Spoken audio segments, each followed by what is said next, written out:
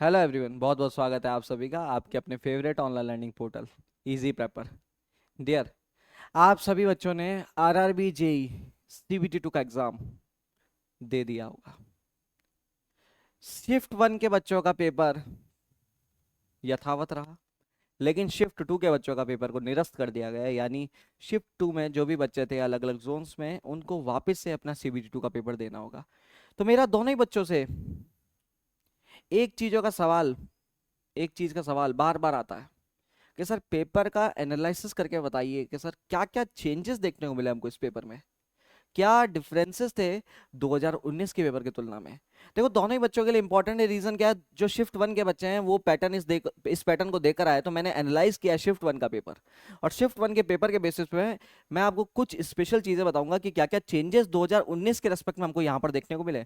तो वो सब चीजों को हम लोग डिस्कस करेंगे आज के सेशन में, ताकि जो बच्चे वापस से एग्जाम देने वाले हैं, ना केवल इस बार वाले बल्कि 2025 का जो साइकिल रहने वाला उस वाले में भी, तो उनके लिए ये जो गहन एनालिसिस है वो काफी इंपॉर्टेंट रहने वाला है। क्योंकि अगर पेपर इसी तरीके से आया तो एक बहुत अलार्मिंग रेट पर एक संकेत है उन बच्चों के लिए जो डेटा डेटा करते थे। बट बेटा, अब डेटा नहीं, अब कॉन्सेप्ट से काम चलेगा। तो आइए जानते हैं कि क्या चेंजेस हमको देखने को मिले 2019 के पेपर में और 2024 की जो वैकेंसी थी जिसका एग्जाम अभी अभी 22 अप्रैल को लिया गया, क्या चेंजेस उनमें देखने को मिले। तो एक एक करके चेकआउट करते हैं। तो अगर हम देखें पहले ब्रेकडाउन को, कि जो शिफ्ट 1 का पेपर था इसका ब्रेकडाउन क्या रहा, तो यहां पर मैंने 2019 के अंदर जो पेपर्स हुए उनकी शिफ्ट का एक एवरेज मार्क्स यहां पर लेके चला हूं। और यहां पर जो मैं एनालिसिस करूंगा आरआरबीजे सीबीटी 2 शिफ्ट 1 में जो पेपर हुआ था उस पेपर का एनालिसिस हम लोग देखेंगे।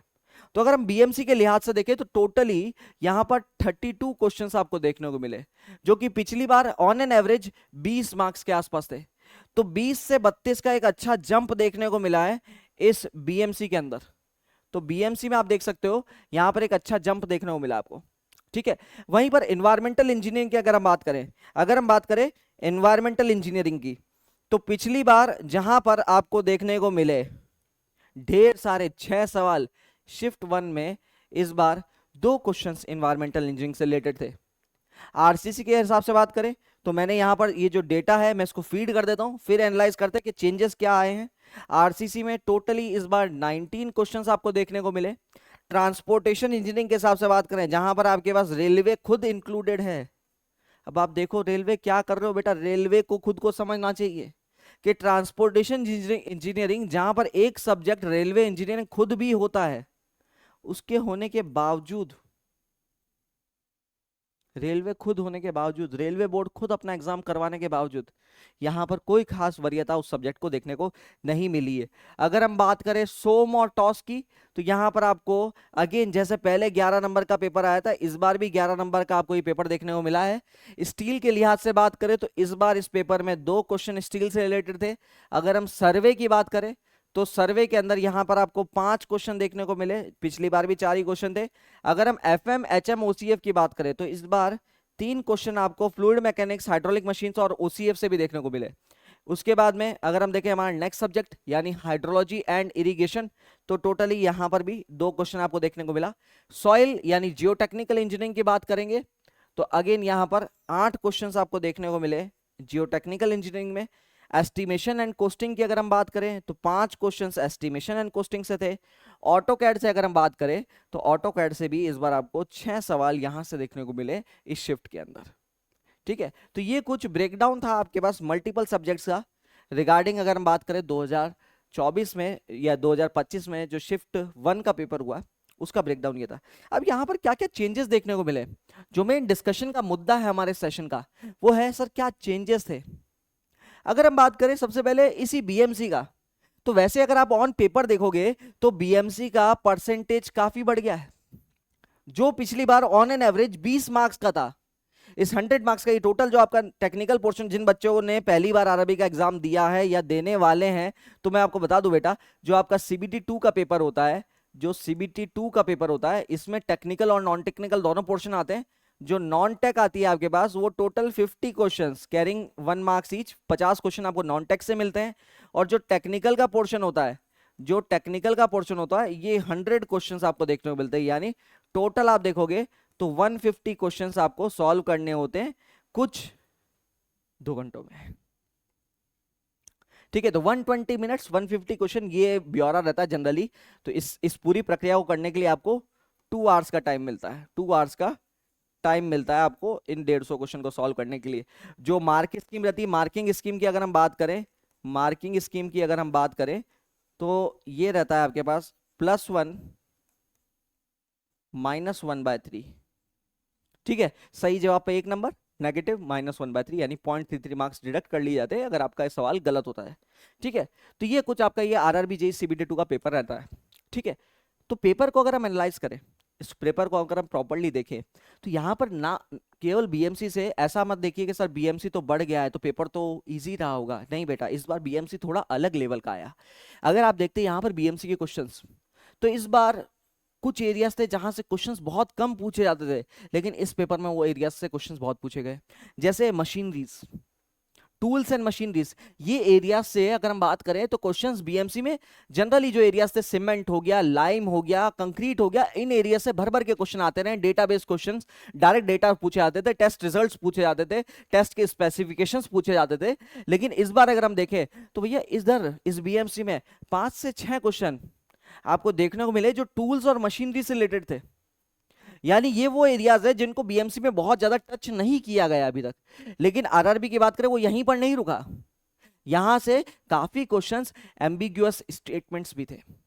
जो पैटर्न हम देखते हैं कि ईएससी के क्वेश्चंस में होता है सर, स्टेटमेंट्स देखने को मिलते हैं और वहां पर कहीं ना कहीं चारों स्टेटमेंट को आप अगर प्रॉपर तरीके से समझ नहीं पाते, 3 स्टेटमेंट समझ में आ गए, चौथा नहीं समझ में आया, तब भी उस क्वेश्चन को नहीं बना पाते। तो वैसे ही कुछ क्वेश्चंस आरआरबी ने भी इस बार हैवीली इंक्लूड किए हैं। अगर आप पूरे पेपर को देखेंगे तो वहां पर आपको 70-75% या उससे भी ज्यादा क्वेश्चन आपको लगेंगे sir direct statement based question थे। वो जो डेटा वाला जो एरिया बहुत जबरदस्त रूप से आरआरबी में आया करता था, पिछले 2 एग्जामिनेशंस को अगर आप चेक करेंगे 2019 को या 2014 को, तो जहां पर डेटाबेस क्वेश्चंस की भरमार रहती थी, वो एरियाज गायब हो गए इस बार।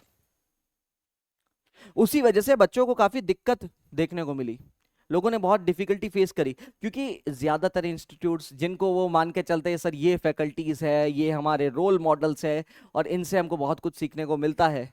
लेकिन आप बात करोगे तो ज्यादातर इंस्टीट्यूट्स ने वही बोला, पैटर्न आरआरबी का वही रहेगा, क्योंकि टाइमलाइन चेंज नहीं हुआ है, कुछ बहुत चेंज नहीं होगा। 5 साल बाद पेपर करा रहा है, तो जो पेपर आप लोग पहले देख के जा रहे हो उसी टाइप का कुछ पेपर रहने वाला। 10-15% आप थोड़ी सी मान लीजिए कि थोड़ा सा टफ हो जाएगा।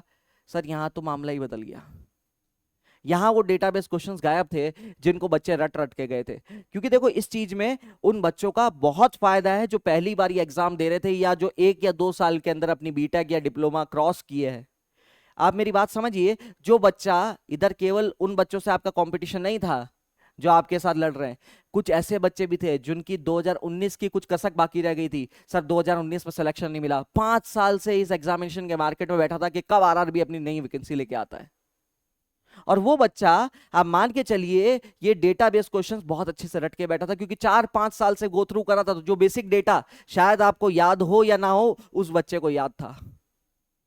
लेकिन जहां पर पेपर का पैटर्न चेंज हुआ, वो बच्चा एकदम से कंपटीशन में वापस उसी लेवल पर आ गया जिस लेवल पर ये नया बच्चा था। रीजन क्या है सर? अगर मार्केट में आप देखोगे तो एसएससी का भी इतिहास ऐसा नहीं रहा है। एसएससी भी रिसेंटली अगर आप बात करोगे, पिछले 2-4 साल के पेपर देखोगे तो स्टेटमेंट बेस्ड क्वेश्चंस बनाने चालू ही किए हैं, कुछ कॉपी कुछ चालू। तो अभी अभी मार्केट में अगर आप देखोगे तो बहुत ज्यादा एग्जामिनेशन नहीं है जेई लेवल के जिनके अंदर स्टेटमेंट बेस्ड क्वेश्चंस की भरमार आती हो। उस केस में आपको जो क्वेश्चन बैंक मिलता है इस स्टेटमेंट का, स्टेटमेंट बेस्ड क्वेश्चंस का, वो काफी छोटा है। और इसी वजह से काफी बच्चों का रिव्यू आया, सर पेपर था तो बहुत अच्छा लेकिन कॉन्सेप्चुअल था, तो श्योर नहीं हूं सर कितना करेक्ट होगा। और कहां गए वो बच्चे जो 130-120 की कट ऑफ पे चल रहे थे? कहां गए वो इंस्टीट्यूट्स? किस मिट्टी में कहां पर शुतुरमुर्ग की तरह अपनी गर्दन जमीन में दबाकर बैठ गए हैं, पता नहीं चल रहा है। तो अगर हम बात करें यहां पर, तो बीएमसी में नो डाउट आपके पास जो परसेंटेज ऑफ क्वेश्चंस है वो बड़े हैं। और आप जनरली किसी भी जेई लेवल के पेपर में देखो जहां पर 1 मिनट या उससे कम का समय होता है, वहां पर ये बीएमसी बहुत हैवीली आता है। लेकिन यहां पर क्वेश्चन नंबर बढ़ना एक अलग चीज है, लेकिन क्वेश्चन का टाइप चेंज होता वो दूसरी चीज है, तो उस चीज को आपको समझना होगा। उसके अलावा अगर हम बात करें तो एनवायरमेंटल इंजीनियरिंग पिछली बार देखो 6 नंबर का आपको देखने को मिला है ऑन एन एवरेज, और यहां पर भी 2 नंबर का देखने को मिला है।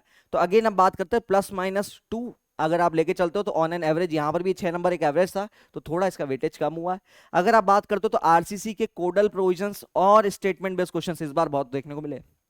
अगेन आरसी से भी बच्चों का क्या रहता है कि सर कोडल प्रोविजंस आएंगे 456 के 10262 से, इन सब से कुछ ना कुछ कोडल प्रोविजंस आते हैं, डायरेक्ट डेटा पूछ लेते हैं। लेकिन इस बार आरसीसी में भी कॉन्सेप्चुअल क्वेश्चंस देखने को मिले, स्टेटमेंट बेस्ड क्वेश्चंस देखने को मिले आपको, बेसिकली कर्टेलमेंट और ऐसे एरियाज जो कि शायद सिलेबस में लिखे हुए भी नहीं है, उन एरियाज से भी क्वेश्चंस देखने को मिले।